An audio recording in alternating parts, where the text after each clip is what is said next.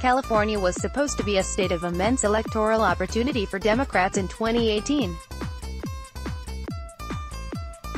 But as pivotal congressional primaries approach, it now risks becoming the staging ground of a political nightmare, having already forced the party to funnel millions of dollars in varying directions and with differing purposes. That's because California has a top-two primary system, in which the two leading primary vote-getters move on to the general election regardless of their party affiliation. With crowded Democratic fields in key districts, including those Hillary Clinton won in 2016, that may result in no party candidate moving on to the next round of voting at all. Faced with this calamity, gamesmanship has prospered. National Democrats are targeting second-tier Republicans. Local Democrats are targeting each other. Other Democrats are trying to prop up specific Democrats. And now national Republicans are trying to both target leading Democrats and bolster second-tier Republicans. Confused? It's fine to be. Let's try and clear things up a bit. California's 48th District Rep. Dana Rohrabacher, RCA, holds the Orange County seat, which includes Huntington Beach. But he is being challenged by both Democrats and Republicans. The Democratic Congressional Campaign Committee (DCCC) has backed real estate executive Harley Ruda and recently launched a $400,000 joint TV ad buy to help him. The committee's ad spending has totaled nearly $1.7 million according to FEC filings. But not all of it is pro-Ruda content. The DCCC has also focused some of its attacks on knocking down Republican candidate Scott Baugh, a previous member of the California State Assembly. Baugh is also being hit with negative ads from Priorities USA and House Majority PAC, with the purpose to deny him a second-place finish. Ruda, alas, isn't loved by all Democrats. While he is being aided by the DCCC, he is also taking on fire from his left, with the pro-science progressive group 314 Action targeting him in an ad. The spot, obtained by the Daily Beast, references an age discrimination case against Ruda's company from a decade ago. The group is running those spots on behalf of their preferred Democratic candidate, neuroscientist Hans Kierstead. Complicating things a bit further is that Baugh, while not the incumbent, is now getting some tangential support from the GOP establishment.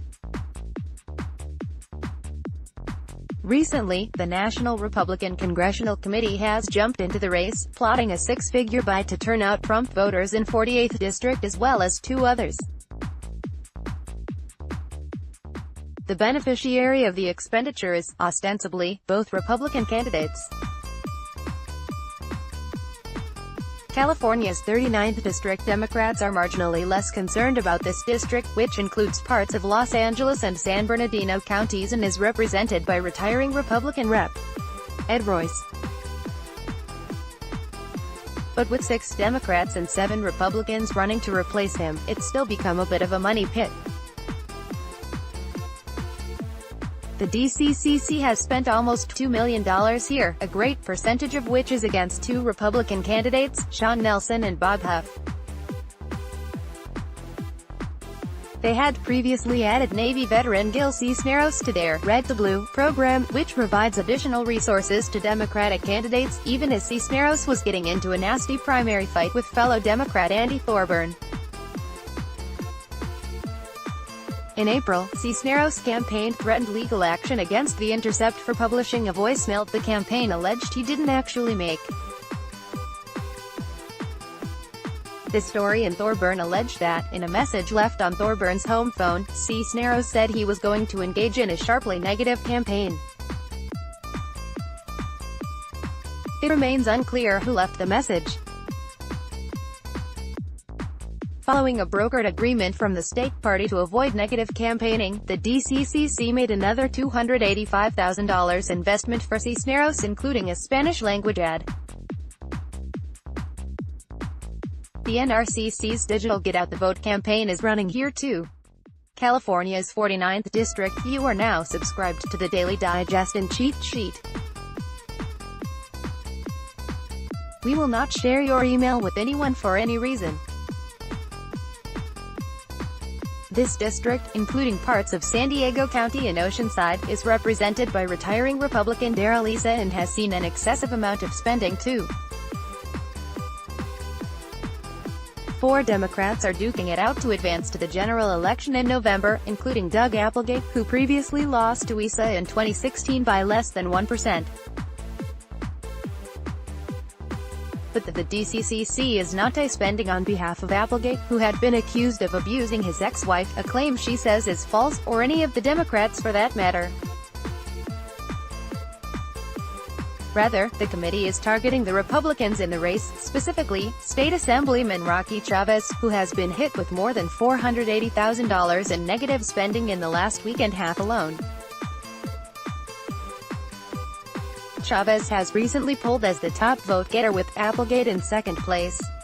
Close behind them were Democrat Mike Levin and Republican Diane Harkey. But not all Democratic groups are staying out of their party's primary.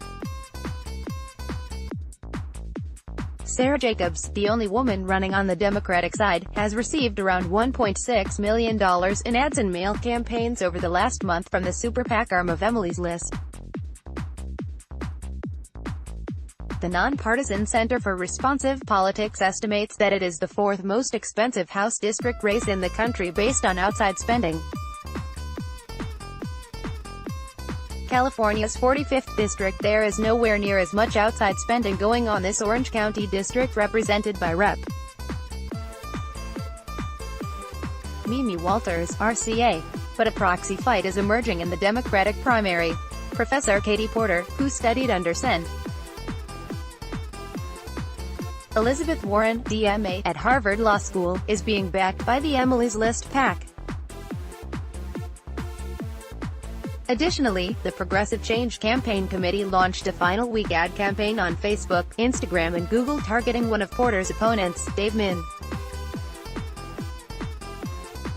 The buy cost the group $20,000 and could increase pending on online fundraising, a spokesperson for the group said. While the battle here is exclusively on the Democratic side, with Walters facing no Republican challengers, it is another district where the Democratic Party is feeling bullish. A recent poll, commissioned by the Progressive and Citizens United group, found Porter narrowly leading Walters in a prospective general election matchup.